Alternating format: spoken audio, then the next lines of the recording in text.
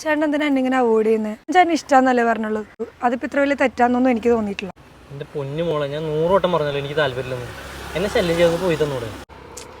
ചേട്ടനെ പണ്ട് ഏതോ ഒരു പെണ്ണ് തേച്ചിട്ടു എന്ന് പറഞ്ഞാൽ എല്ലാവരും അങ്ങനെയാണെന്നുണ്ടോ? ചേട്ടൻ ആ പെണ്ണിനെ കുറിച്ച് ആലോചിച്ച് ജീവിതം വെറുതെ കളയല്ലേ? അതെ, ഞാൻ ആത്മാർത്ഥമായിട്ട് ഒരാളെ സ്നേഹിച്ചിട്ടുള്ളൂ. ആ ആളുടെ ഓർമ്മയിൽ ഞാൻ ജീവിച്ചോളാം. എന്നെ ബുദ്ധിമുട്ടിക്കുന്നു പ്ലീസ്. എന്നാലേ ആ പെണ്ണിനെ കുറിച്ച് ആലോചിച്ച് ജീവിതം ഇങ്ങനെ തൊലച്ചോ. ഞാൻ ഇനി എന്തായാലും വരുന്നില്ല. ബൈ. കുട്ടി ഒന്ന് ഇങ്ങോട്ട് വരൂ. എന്താ? കുട്ടി പറഞ്ഞ പോലെ അവളല്ല, അവനാ. അവനാ?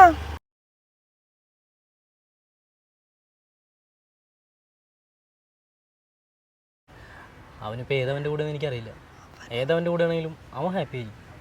അവൻ്റെ ഓർമ്മകളിൽ ഞാനും ഹാപ്പിയാണ്. ഞാനിങ്ങനെയൊക്കെ ജീവിച്ചോളാം. കുട്ടി പൊക്കോളൂ. ശരി എന്നാ.